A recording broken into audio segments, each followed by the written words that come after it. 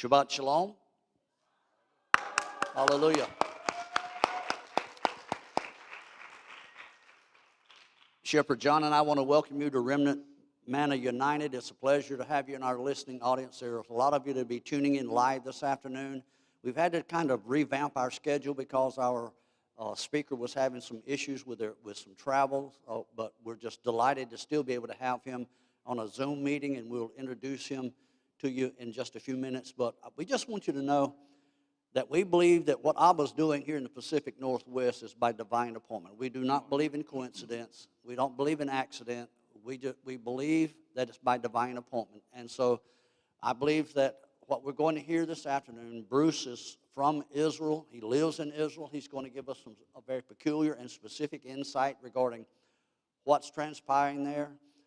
He has written some wonderful books, and we have some of those books that didn't arrive yet, but they will be in the next few days, and we'll be able to get those out and add them to our marketplace as well so that you can take advantage of those. But in the meanwhile, what we're doing here, Shepherd John and I, we've had the honor of stepping out to fulfill the vision that Abba's given us about combining two unique and separate ministries, and now we've funneled them into one Remnant Manna United heading. And Abba's given us what we believe is some very powerful and prophetic word for the season we're living in. I totally agree. I did want to say this. We've read about a lot of things in history that has happened in the land of Israel, the Six-Day War going all the way back, and the transition from a Palestinian environment, a mandatory registry, shifting over to the state of Israel, and all these types of things transpiring over the years. Reading about that, maybe looking at those things on the news, but how much more, how much better it is to have someone live in the flesh who has lived in the land to talk about things that have transpired that we only read about. I think that's very exciting, and we're blessed to have someone all the way straight from the land of Israel to minister to us and everyone that's watching right now pertaining to certain things. I have no idea exactly what he's going to talk about, but some of these types of things I think it's fascinating, and it's a trustworthy thing to see Abba placing in our lap and right before us. We're going to pray. Heavenly Father, we thank you for this divine appointment. We thank you, Abba, that your mighty hand is upon us and upon the ministry and upon everyone here, those that are watching. May your Spirit, may the Holy Spirit, the Ruach HaKodesh, fill every single home, minister to every single life. And Abba, we just pray and ask that you would move on the minds and the hearts of the people and prepare us all for what we're about to hear.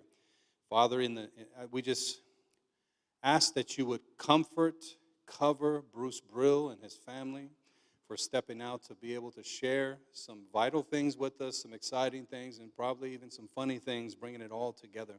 We just thank you for him. And we thank you for this Shabbat and this opportunity to come together in unity for such a time as this. In Yeshua's name, amen and amen. Amen. Let's give Abba a praise offering. Hallelujah.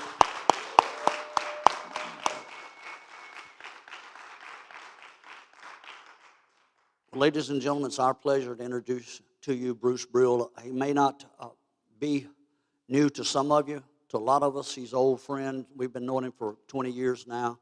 And when we talked with him earlier this morning, the first thing I started to do was sing, "She'll be coming round the mountain when she comes." And if you've never heard the story behind that, maybe Bruce will take a few minutes and just kind of give you the Jewish history behind what we used to think. And I'm from the South. You can't get any deeper in the South unless you leave the United States and what we were. And so for him to explain to me the Jewish roots in that song was pretty amazing. And so, Bruce, take it away, my brother. We love you, and we're excited. Okay, well, I'll begin by addressing that point. Can you hear me, first of all? You can hear me? Okay. So the most popular Western song is "She'll Be Coming Round the Mountain." But it doesn't make any sense. It never explains who'll be coming round the mountain, why we all go out to meet her, why she's riding 6 white horses. What, 4 isn't enough? 2 isn't enough? and we'll all eat chicken and dumplings. All of a sudden, we're eating chicken and dumplings. And if that doesn't make enough nonsense, then if we're eating chicken and dumplings, why the need to kill the old red rooster? It makes absolutely no sense unless a Jew wrote it and had in mind the Sabbath queen who'll be coming around the mountain. We all go out to greet her. She's riding in on 6 days of the week, the 6 white horses, a traditional Jewish meal for the Sabbath, a meat that could be eaten cold without warming it the following day, chicken. And what about that rooster? What used to get people up to go to work in the mornings before alarm clocks? One day a week, we kill that old red rooster. We sleep in. Okay, so now getting back to the topic at hand. Pastor David said that I've been living in Israel. I've been living in Israel now most of my life. 44 years I've been living in Israel. But my connection with Israel began even before. And what brought me to Israel is what I'd like to speak about, but that's just a small part of the story. I wrote this book, Deceit of an Ally, and you can see the subtitle here. It says, A Memoir of Military Anti-Semitism. The publisher, who I'll point out in a minute who he is, he wrote that subtitle. And I said, Kevin, that's his name, Kevin, it's also a story of pro-Semitism, people that came to my rescue after seeing that I was being prejudiced against because I was a Jew.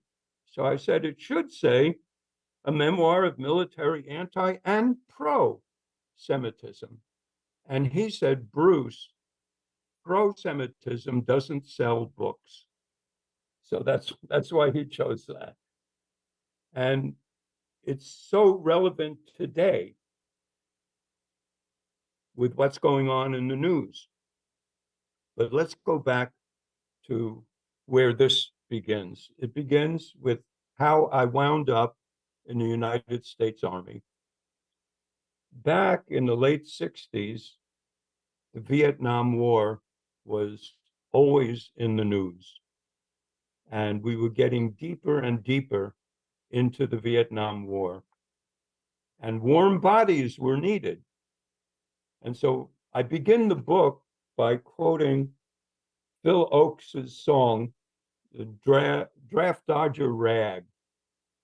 I don't know if the youngins probably never heard it even, but it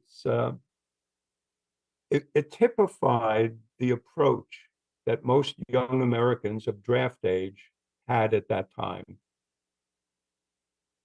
I'm just a typical American boy from a typical American town. I believe in God and Senator Dodd, keeping old Castro down. And it goes on to give all the excuses that you can find to avoid the draft. And I was pretty good at avoiding the draft. I had a student deferment, and then I had a teaching deferment. But then they were still looking for more warm bodies, and they instituted the draft lottery in 1970. And lucky me, I won the lottery. My birthday got me number 51. I knew I would be called and taken into the Army. So what you do when you know you're going to be called up and you have no choice is to take a battery of pre-enlistment tests. And on one of them, the language aptitude test, I aced it. And so they gave me language of my choice. What would you like? Chinese, Cambodian, Laotian, Vietnamese, or Arabic? So obviously I chose the one that's furthest away from Southeast Asia. So I chose the one in Southwest Asia, Arabic, and was sent after basic training to Diliwick. This is the Defense Language Institute West Coast in Monterey, California. It was called the Presidio of Monterey. And it was a 47-week Arabic language course that was basically what's called modern standard Arabic, like radio Arabic. And then we specialized in Egyptian colloquial. So that was my what's called MOS, my job title, was an Arabic Egyptian interpreter. And I was sent to NSA. But I want to tell you a couple things that transpired during that time, the 47 weeks in Diliwick. One, I began keeping kosher. And I believe that you all know what kosher means, but you might not all know that in the Army mess hall, at least in the 1970s when I was there and before, everything was cooked with lard. All the vegetables were cooked with lard, for instance. And so I was trying to keep kosher, and the only thing that I could eat was hard-boiled eggs and salad. That was what I was living on. And Diliwick was a mixed services base. There were Marines and Navy and Air Force and Army. And the Air Force guys found a cute little trick to enhance their monthly paycheck. Separate rats. No, rats are not kosher. And what it meant was rations, separate rations. And they would go to their headquarters and tell a little fib, a big fib. They would say that they were Hindu and that they had dietary restrictions. And generally, automatically, they were granted separate rations. And here I am eating hard-boiled eggs and salad. Maybe I could get separate rations too, even though it was almost unheard of in the US Army. I went to headquarters. They told me, get lost. We had a lieutenant colonel in our Arabic class, and he said, you go back to headquarters and you apply in writing for separate rations, which I did. And then the process began. They sent me to the post chaplain. And I don't remember if he was Catholic or Protestant, but he was Christian. And he said, on what basis are you requesting separate rations? And I said, I'm a Jew and I'm trying to keep kosher. And he says, yes, but what biblical verse? And I happened to know the biblical verse. It was Leviticus 11. I was so proud of myself. And I was certain that he couldn't refuse granting me the separate rations. But he opens his Bible to the New Testament, and he said, quoting, and Jesus said, it's more important what comes out of your mouth than what goes into your mouth. And actually, this is a rabbinic principle. And Jesus was a rabbi. So obviously he said that. But anyway, the chaplain denied my request. I went back to Arabic language class, and the lieutenant colonel, Bob Monroe, he should be celebrated. I believe he came from Washington State, by the way. He was a cowboy from Washington State. He asked me what happened. I told him. You could see the steam pouring out of his ears. He puts his cap on his head, 2 fingers between the visor and his nose, and he stomps out of the classroom. In about 20 minutes' time, a runner came down from headquarters. Specialist Brill, you're invited to appear at headquarters. They had all the paperwork all written up and approved. So there was an example of anti-Semitism and pro-Semitism. The colonel came to my rescue. Another person that was in our class was the goat roper. We called him the goat roper. He was from the mountains of Colorado, and he was the best in the class. He had a special talent for languages. When we were assigned to Goodfellow Air Force Base for security training, he was denied his security clearance because during the background investigation, they asked him if he ever had any contact with communist official. And in his desire to hone his Spanish ability, he decided he would go to Mexico to embed himself in the Spanish language. He was down in Mexico City and he ran out of money, and he heard about a program in Cuba that Cuba was offering: work half a day and learn Spanish half a day. So he walked into the Cuban embassy in Mexico City. He got a brochure, and he never did it.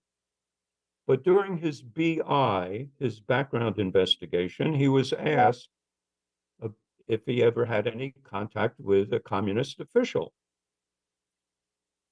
He knew that he walked into the Cuban embassy, but he didn't want to make trouble for himself. It seemed insignificant. He never went to Cuba, and he never inquired further.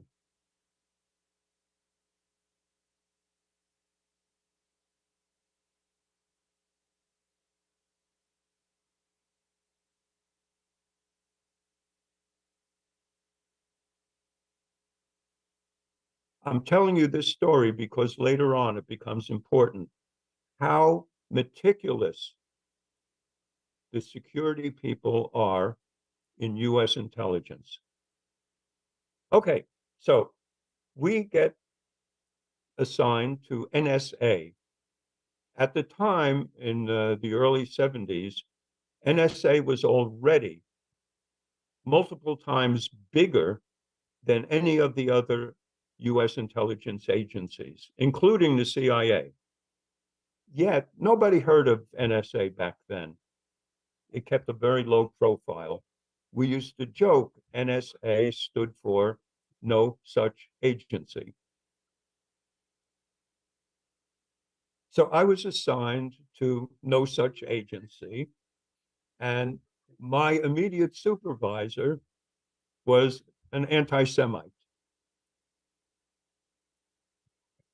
He didn't realize that I was a Jew. Brill doesn't sound like a typical Jewish name. It wasn't Cohen, Levy, Goldberg, or Silverstein.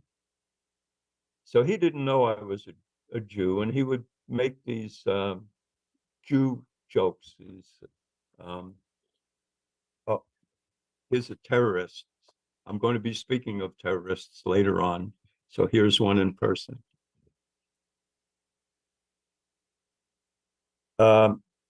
There was a suburb of Baltimore, for instance, that was highly Jewish, Pikesville, and he called it Pikesville. Just to give you an example. No.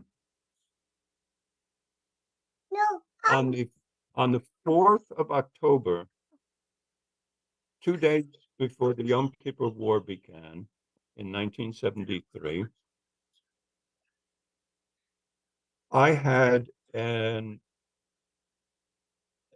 clinic appointment where I was treated for a wrenched neck. It was something that I would go to occasionally every several weeks. And at this particular one that I arranged for that Thursday afternoon, I get a phone call from my supervisor. And he says, "You're about to leave from the clinic to go home." I said, "Yeah, I cleared it with you." He said, "Don't even think about going home this weekend because we have a war on our hands for real this time."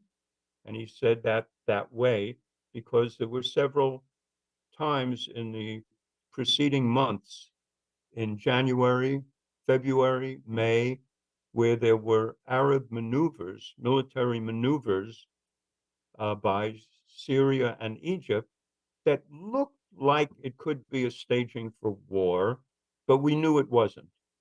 But this time, as my supervisor said, we have a war on our hands for real this time.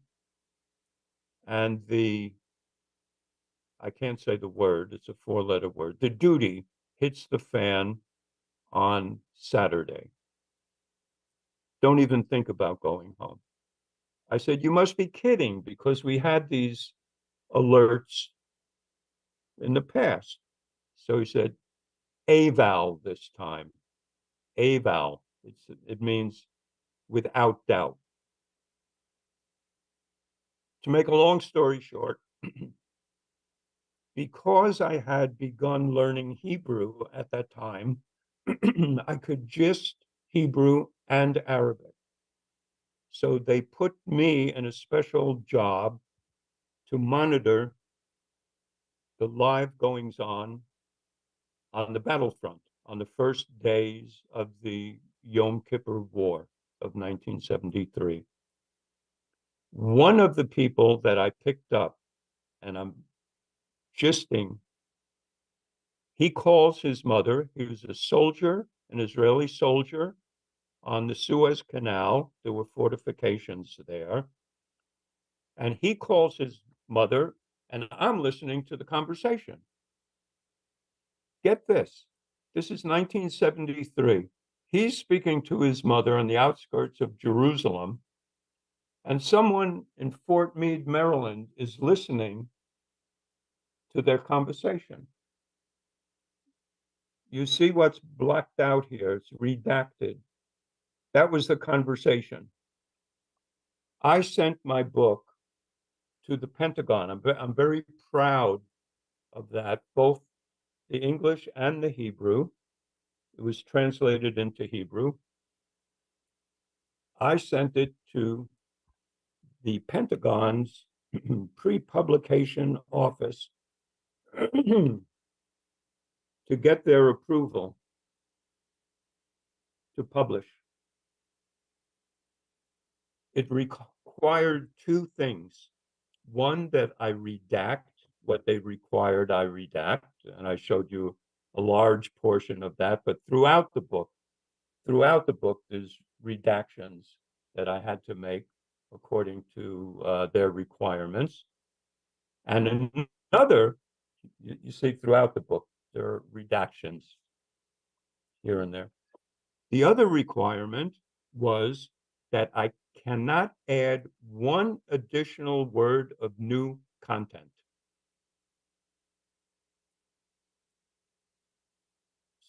So I was very careful not to add an additional word of new content until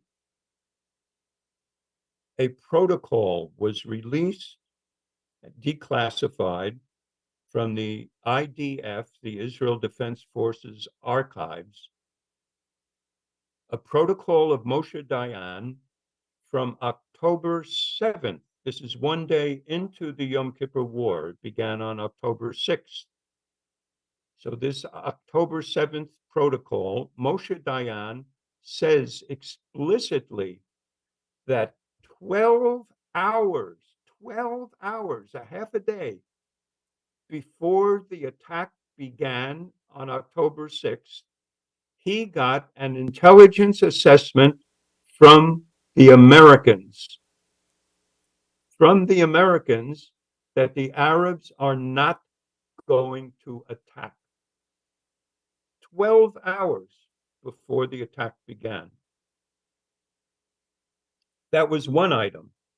Another item, you can still hear me? Yeah, okay. Another item was an Israeli friend of mine told me about an interview with a man who was doing the same kind of monitoring, an Israeli, in the Israeli army, against the Syrians. And the day before the attack began, he received 3 intelligence points, 3, that showed that definitely the following day would be an attack. And he passed this on to Amman headquarters. Amman is not, in this case, the capital of Jordan. Amman is an acronym meaning Israeli Military Intelligence. So he passed these 3 indicators that an attack would happen the following day. And it was ignored. It was ignored. By whom? By Eli Zaira. General Eli Zaira was the head of Israeli military intelligence.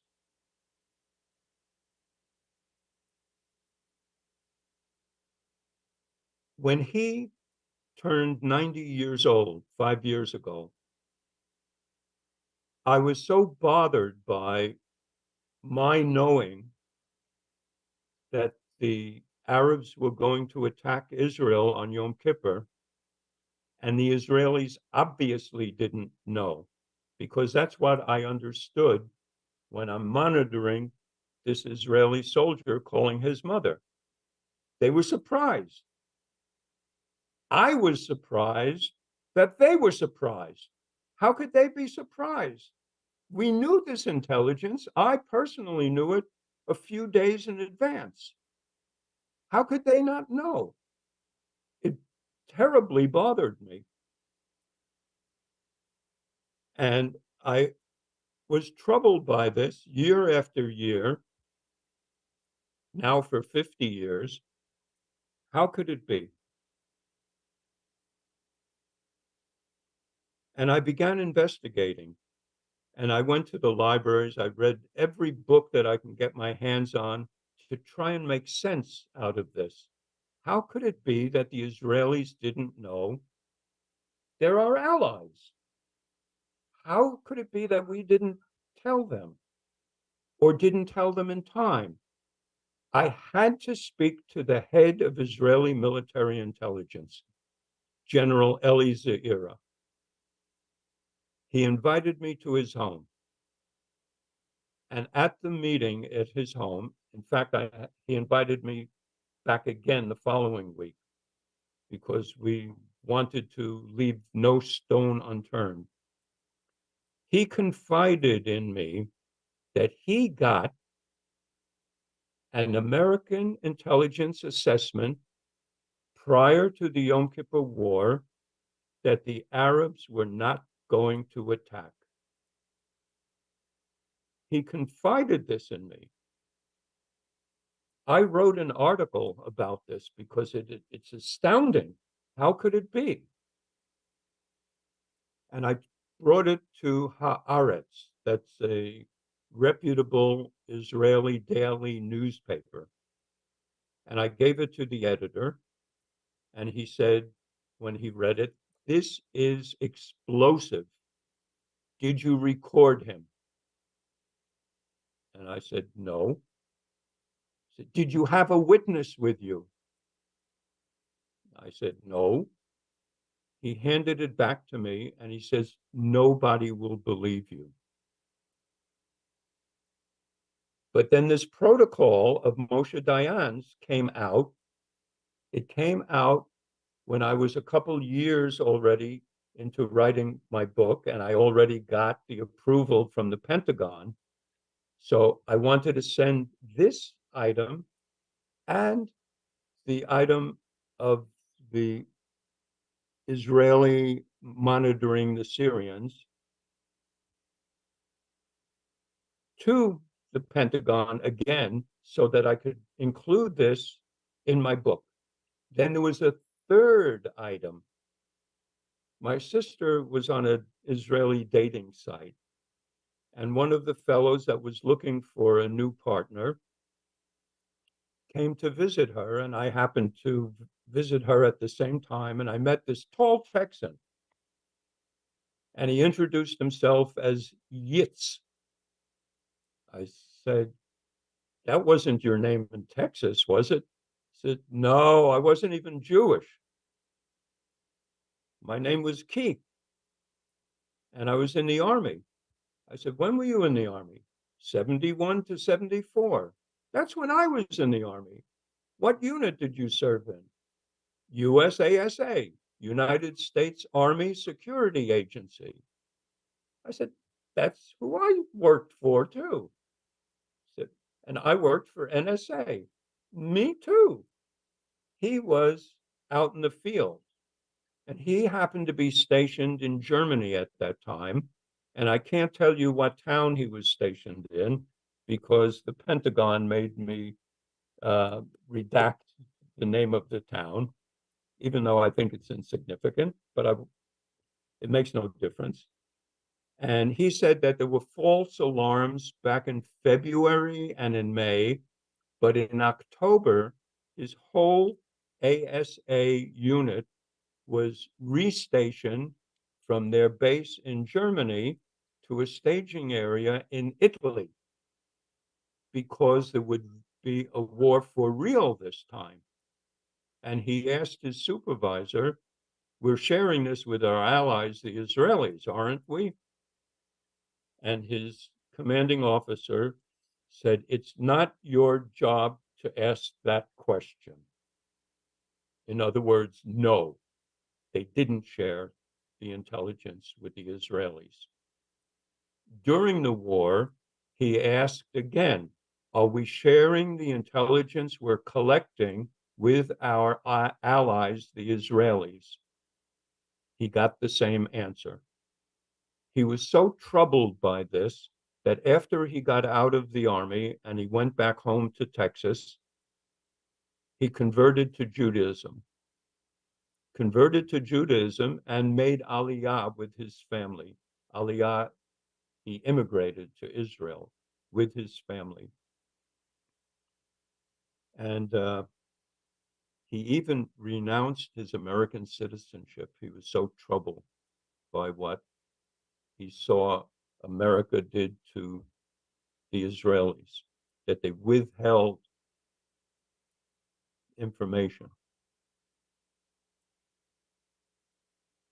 What I discovered was that not only did we withhold the information, but Eli Zaira and Moshe Dayan, both of them got misinformation. They got a false intelligence assessment. And this, in his wisdom, to his credit, Eli Zaira relied on the American intelligence assessment above his own intelligence assessments, which said a war is imminent. I can give you other examples, but I don't want to take up too much of this time getting into the details. But one detail I have to share. In my search for information, I visited a used bookstore in Jerusalem, and there, in the section dealing with the Yom Kippur War, I met a gentleman. He spoke with a British accent. He said that he was a British officer during World War II, and he immigrated to Israel after the war, and he was a consultant for the general staff. And at a general staff meeting, a day before the war started, he suggested executing a contingency plan. This contingency plan was very simple. It called for withdrawing all the boys from the Bar-Lev line. This is a string of fortifications along the Suez Canal. To withdraw them all, in their place, put remotely detonatable high explosives, allow the Egyptians to cross, allow them to gather at these fortifications, and then blow them to smithereens. He said it wouldn't be interpreted as an act of aggression because you're withdrawing your forces, because this was a new that Kissinger told Golda Meir, do not have a preemptive strike against the Arabs. So this couldn't be considered a preemptive strike. It was a withdrawal. But Eli Ze'ira poo-pooed this man. His name was Dani Ben Yaakov, this consultant, this British gentleman. He poo-pooed him, relying on the American assessments. Now, why do I say in his wisdom? Because as far as he knew, whatever assessments he got from the Americans were truthful. He didn't realize that he might be getting a totally untruthful assessment. So therefore, he relied, why on the American assessment and not on his own intelligence assessment? I'll give you an example. American intelligence assessments and resources were many times greater than Israel's. I'll give you an example. At NSA, back in 1973 and 74, when I worked there, I saw a photograph, satellite photograph, of an Israeli base in the Sinai, where I could read the name of the soldier off of his kippah. What kind of resources did the Israelis have at that time? The best that they had were conducted by a pioneer of drone overflights. This is, keep in mind, 1972, 1973, drones didn't exist the way they do today. The Israeli pioneer, his name was the same last name as mine, Brill, Shabtai Brill, not related. He bought American toy planes that could be controlled remotely. And he affixed cameras, still cameras, to the planes. And he would send them over the Suez Canal. How far could they fly? A couple hundred yards, take some bad photographs of installations and come back. Compare that to what we had at NSA. So sure, General Eli Ze'ira was smart to rely on American intelligence assessments over his own intelligence assessments. He was smart, but he was wrong. I'm assuming everybody there believes in God. I want to tell you another story. I play music. You gathered that already. And I play music with a group of people in Toccoa. And one of them, the singer, a lady, I called her on her phone. And a guy answers the phone. And that was strange. Of course, she's a single mother. So he says, do you know the owner of the phone? And I said, yes, I do. And he says, I found this phone in Jerusalem near his home. So we arranged that I would pick the phone up.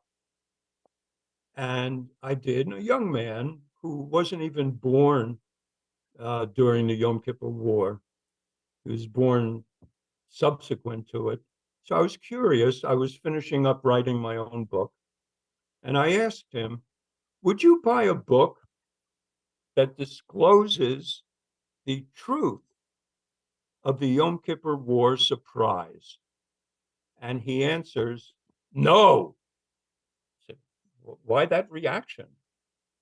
He said, because my father, his father, wrote a book disclosing the truth behind the Yom Kippur War surprise. I said, where's the book? I'd love to see it. He said, it was suppressed. My father's life was threatened to remove it from all the bookstores in 1978 when he printed it and brought it to bookstores. His life was threatened, that he had to remove it and keep his mouth shut. But if you would like a copy of the book, I think I have one at home, he says. So he took me to his home and he gave me this book. This is it. And it's called Hakesher HaMerubah, the quadruple connection. And if you see here, 1, 2, 3, 4 points of the quadruple connection. The main point, this guy, who's 100 years old today, still alive, Henry Kissinger, he understood from Anwar Sadat and Assad that they would not be willing to enter into a peace negotiation with Israel unless the territories that were taken by Israel by force of arms would return to them by force of arms. And they made public pronouncements to this effect again and again and again. So Henry Kissinger, in his wisdom, do I have? Yeah, I have him. Decided to arrange a staged war that would give Syria and Egypt a victory so that then a peace process could begin with Israel. But Kissinger wanted to get the cooperation of the Soviets. So that's 1, 2, 3 points of the quadruple connection. Who else would cooperate with him? He needed the cooperation of Golda Meir and Moshe Dayan. And there are all kinds of indications that he got their cooperation to allow the Arabs to have a victory in a staged, orchestrated war with Israel. And that's what this book is about. It might sound like it takes the wind out of the sails of my disclosures, but it doesn't. If you read the book and read it carefully, you'll see. So, two witnesses. I know that many of my Christian friends speak about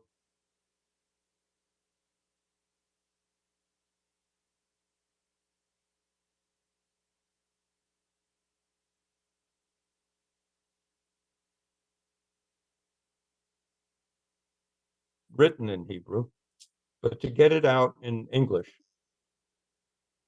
And I decided to do this because of this strange, I call it a God incident, that of the 9 million people in Israel, I get this book. It's more than coincidental. I call it God incidental. And there was another God incident. My book has the um,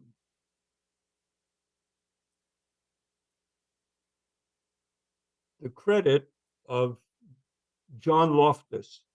Nobody is more adept at speaking to these kinds of topics than John Loftus. He wrote a book that came out in '96 called The Secret War Against the Jews.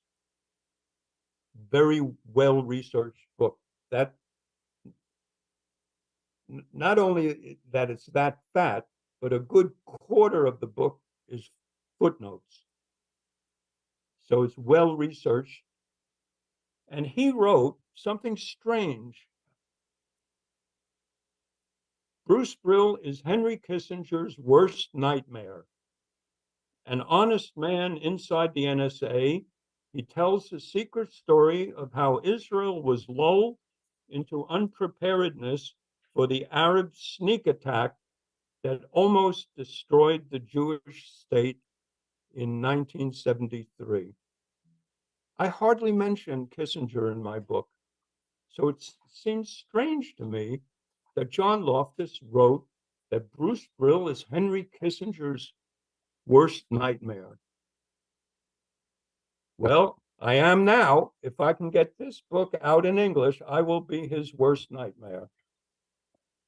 And so those are the two God incidences, that I got the book and that John Loftus wrote that I would be Henry Kissinger's worst nightmare. I think I told you basically the story. Now, I was speaking to October 6th, 50 years ago.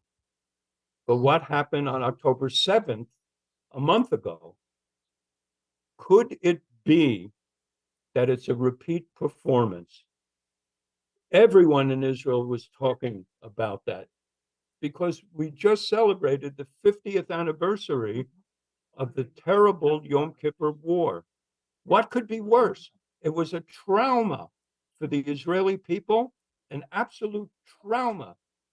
Over 2,600 young men were killed over the 3 weeks of that war. What could be worse than that? Nothing could be worse than that. But then October 7th came, and that was worse. It could make you cry. It could make me cry. What happened on October 7th? Okay, half as many Israelis were killed, but they were killed so brutally. On October 6th, 50 years ago, was soldiers. 2,600 soldiers were killed. 1,300, mostly civilians were killed brutally. I don't know if you people have had the horror of seeing some of the actual footage that Hamas took themselves, but it's absolutely brutal inside of just several hours. Those of you who know me, you know that I don't light a flame on the Sabbath.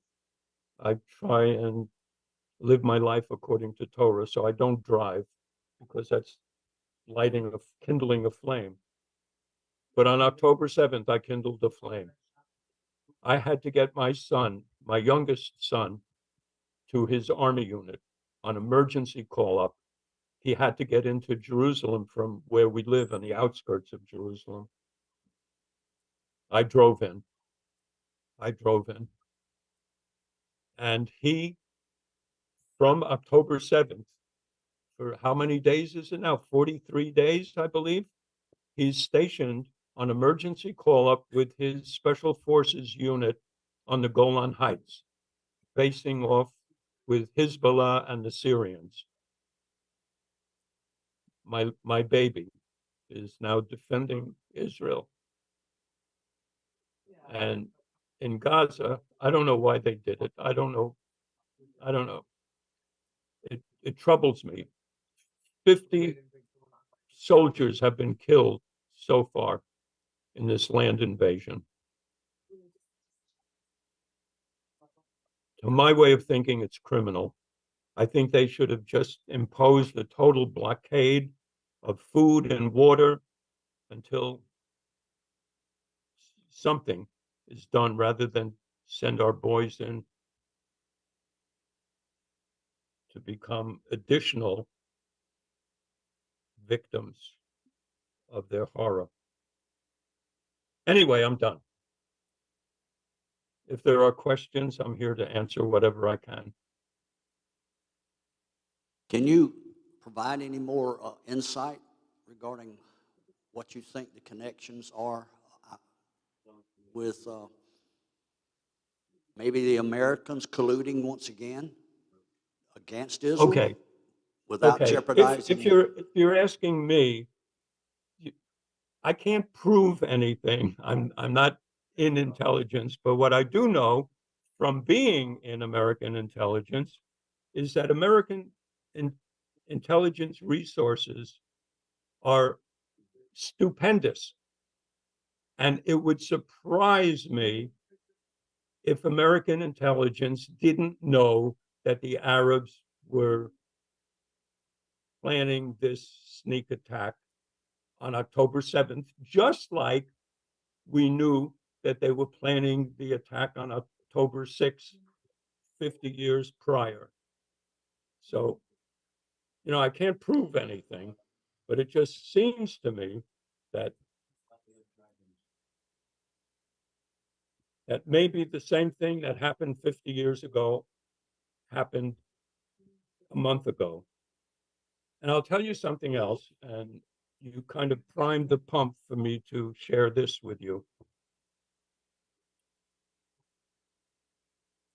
After a while, I was transferred to the Hebrew section at NSA, and the head of the Hebrew section was my roommate. He was a linguistic genius, and he became the head of the Arabic section. I mean, he was just a genius. He also knew most European languages, and he even knew Chinese. One of the gals in the Hebrew section got engaged to a Chinese American. And my roommate, my supervisor, thought that this would be a great opportunity to practice his Chinese.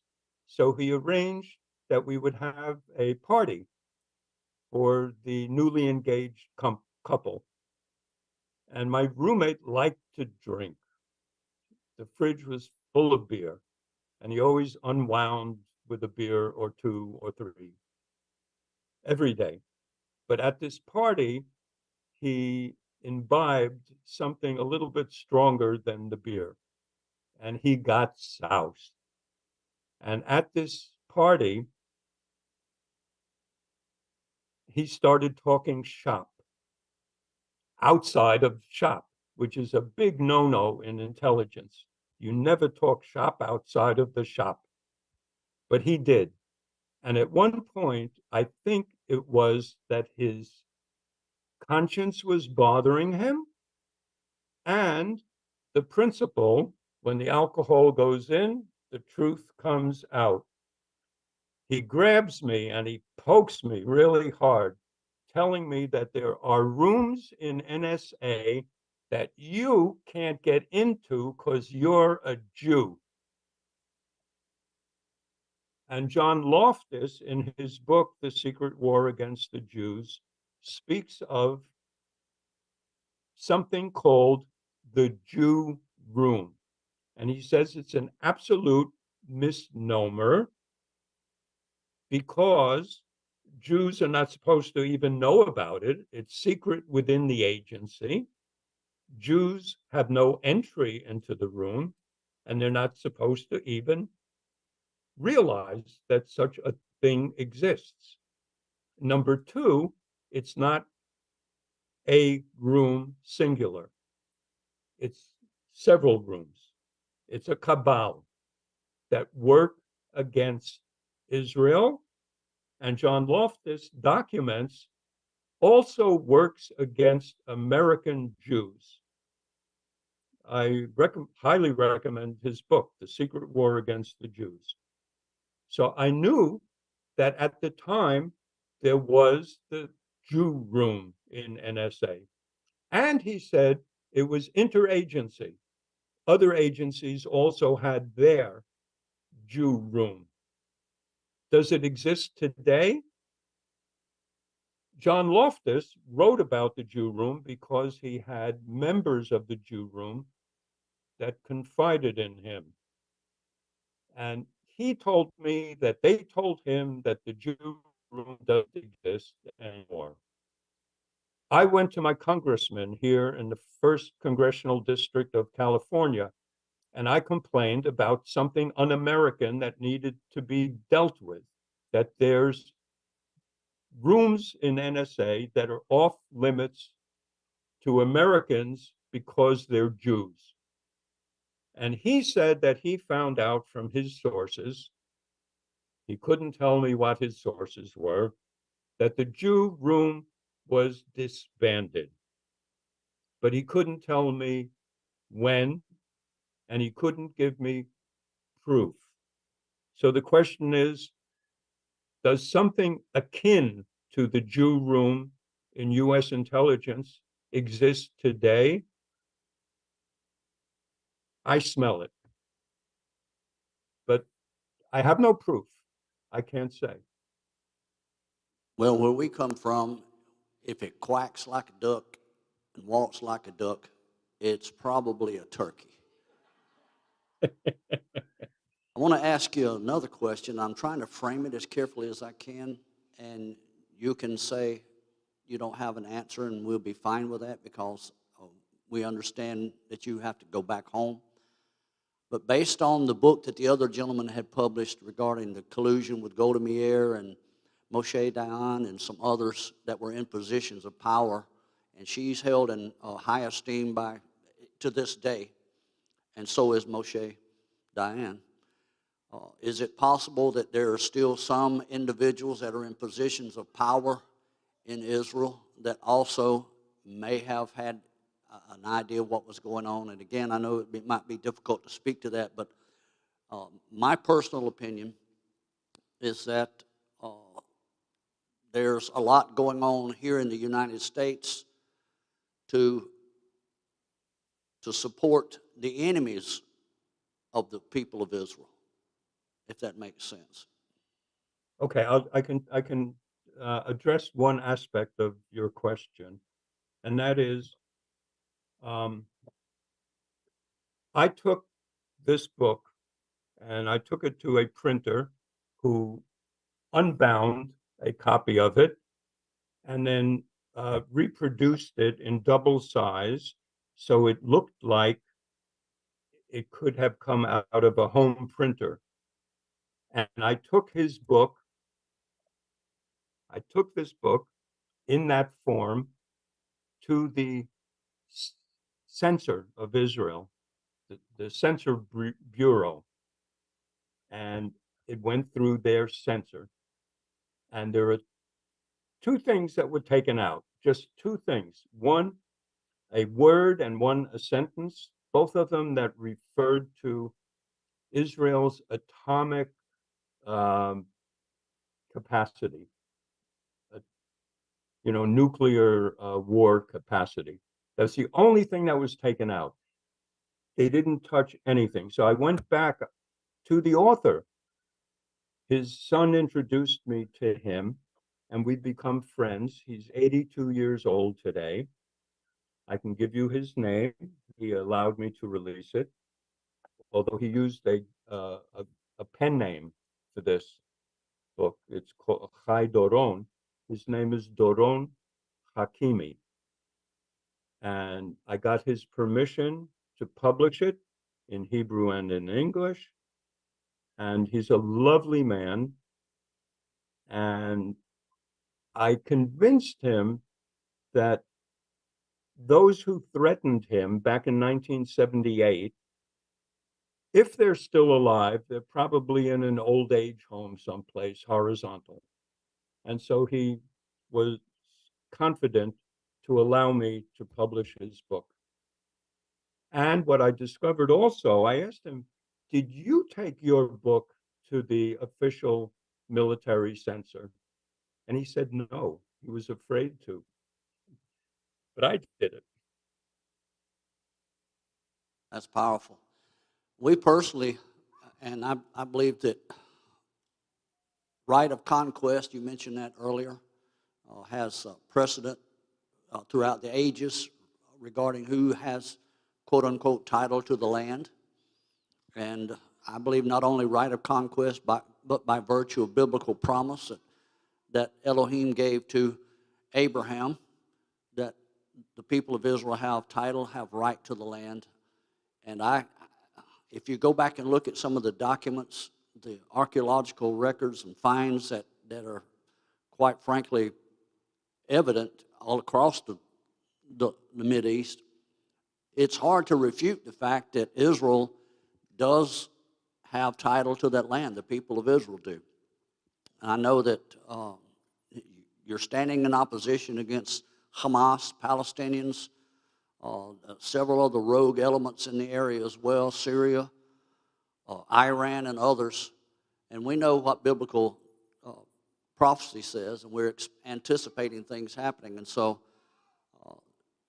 I believe that what you shared regarding the connection of the Yom Kippur War back in October 6 and 7, and regarding what just recently happened 40-something days ago, and Shepherd John was alluding to that. We believe that there are some patterns that are quite frankly disturbing that take place on those high holy days. And so I don't know if you've researched that.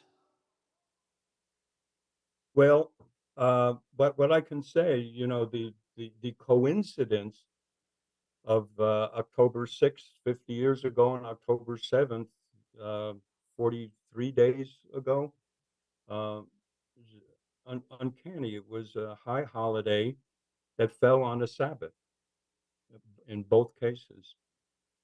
And what I would like to just mention to you is something that I'd like to put forward, the great humanitarian. I don't know how many people know who the great humanitarian was.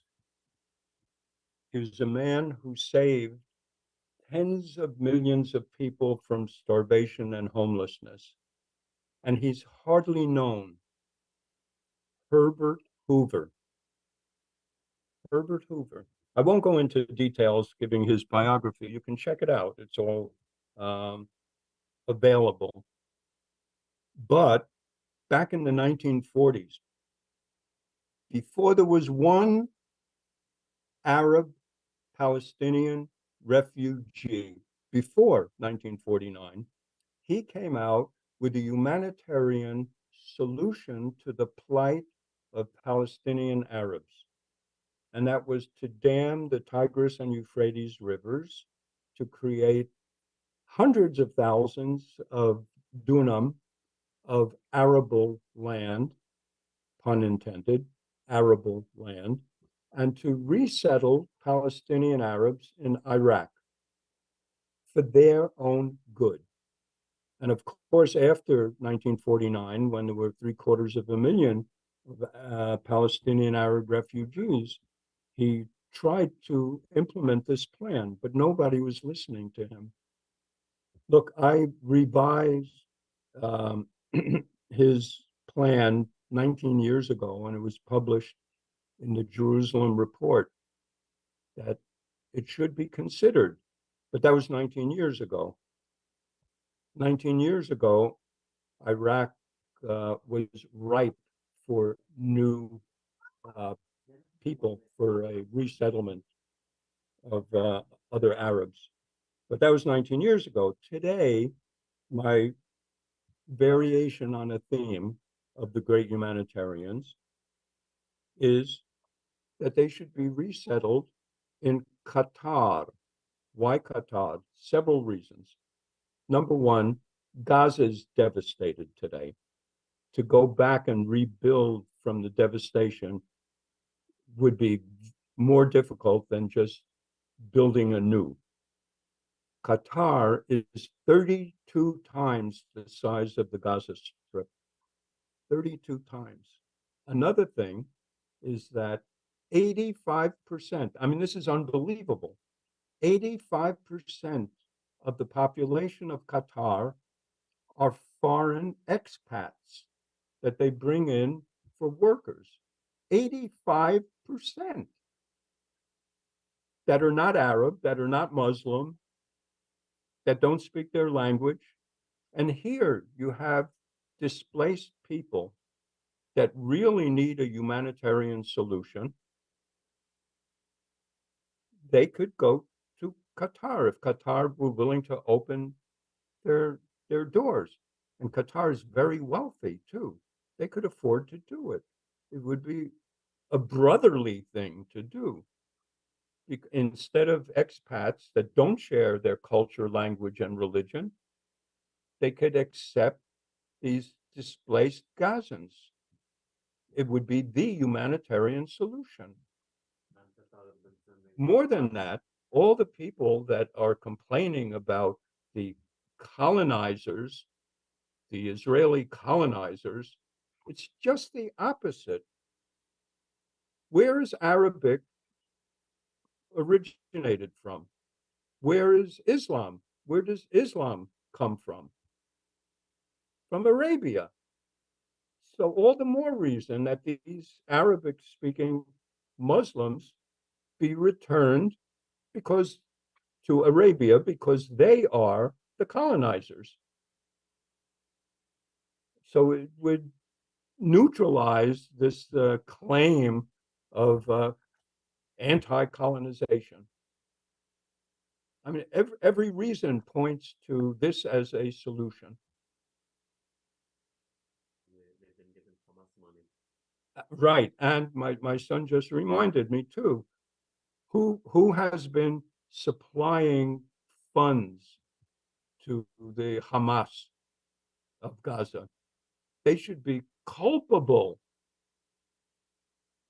in receiving the displaced Gazans. They are culpable. So for all those reasons,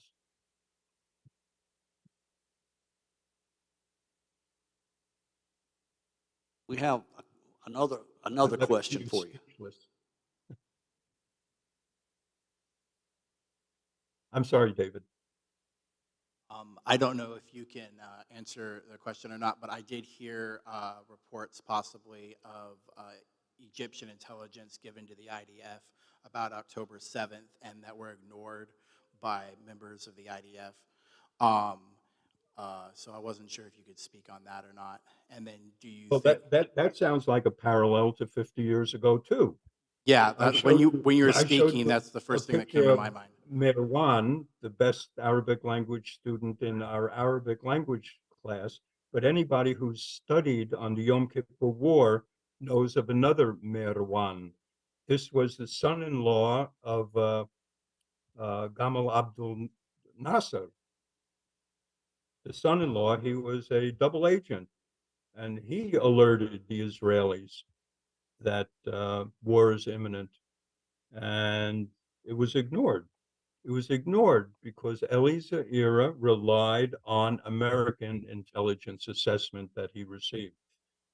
So it's kind of like a repeat performance there. It sounds parallel that they got from Egypt word that an attack was imminent. Again, just like 50 years ago. So then the question is, how did it happen? And for 50 years, nobody could figure out what I disclose in my book. So maybe it's something similar. I can't say. I'm not in intelligence and NSA these days, but what did David say? If it walks like a duck and quacks like a duck? Exactly. Can you speak to whether or not you know that there are other powerful countries that might be trying to influence the outcome one way or another, Russia or China as well? I'm sure that We're trying to be careful. I have a friend who's Hungarian, and active measures is the expression on his lips almost every sentence that he speaks. Active measures of the Soviets, their dirty tricks. And he says that this was a result of active measures of the Soviets. I don't know, but you might be interested in inviting uh, him to, or at least have a conference with him. Well, we have a mixed congregation with a number of different countries across the world, so we're just wanting to know which language we need to brush up on just in case. Chinese or Russian, maybe some Arabic. Yeah, I don't know. I can't speak to that, but Well, we're working on our Hebrew, I can tell you that. okay. Well, Bruce, there's a lot of other questions that we have, but honestly, we're just concerned about asking questions that might have some sort of an effect on you and your travels, and so we'll try to plan maybe if there's some time in the future that you can be back, we could ask you things off the record, but we've really enjoyed this afternoon. Could you hold your book up? Did you send some of those books to us? I know you had told me that some were supposed to be This shipped. is the book that I sent to you, and then I have the Hebrew as well. Okay. Well, we want to make those available, and I don't know. I'll just be in contact with you to find out how we can make sure we get them marketed accordingly. I'm really interested in seeing the book. I know you and I had talked quite a bit about it while you were in the process of writing it, and we're proud to be associated with you and proud to be able to at least have a connection with you. And we're honored, and we appreciate what you've done in the land, man, for the last 20 years. The work that you did with the Aviv barley and all those other kinds of things that you were involved in, we're just grateful, and we thank you for your friendship. Well, Pastor David, I want to tell you, and I think this is a good note to end on, that one chapter in my book I call An Angel from Heaven. And I dedicate that chapter to you, because when I told you my meeting with Eliezer, and you said, doesn't he realize that you, for him to redeem his stained name, you are an angel from heaven? And so I wrote a chapter dedicated to that thought. That's powerful, and I'm quite sure that he probably appreciates it. No, He doesn't? no, no, no. He Wow. doesn't get it. He doesn't get it.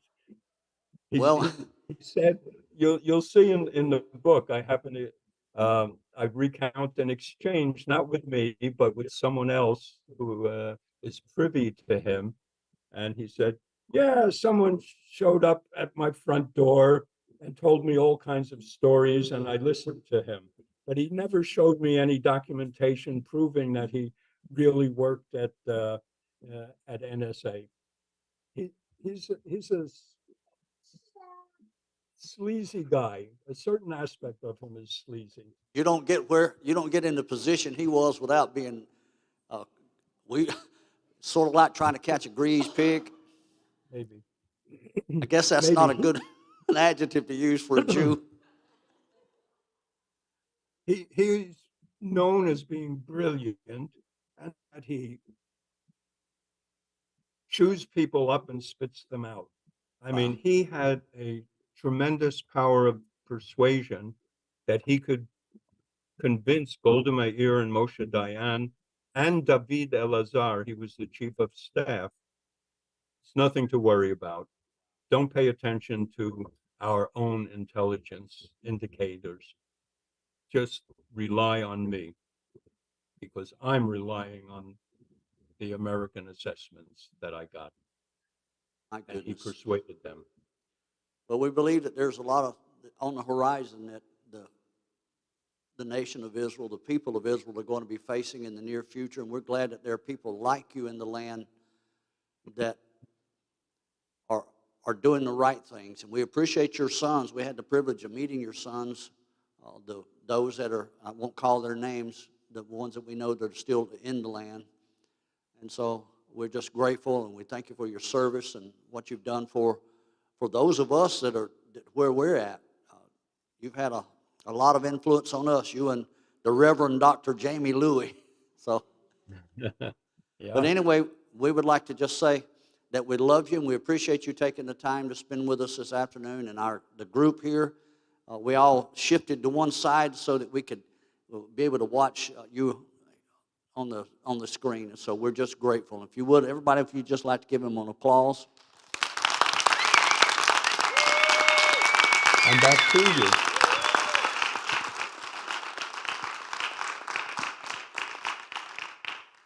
Thank you, brother, and we will be in touch.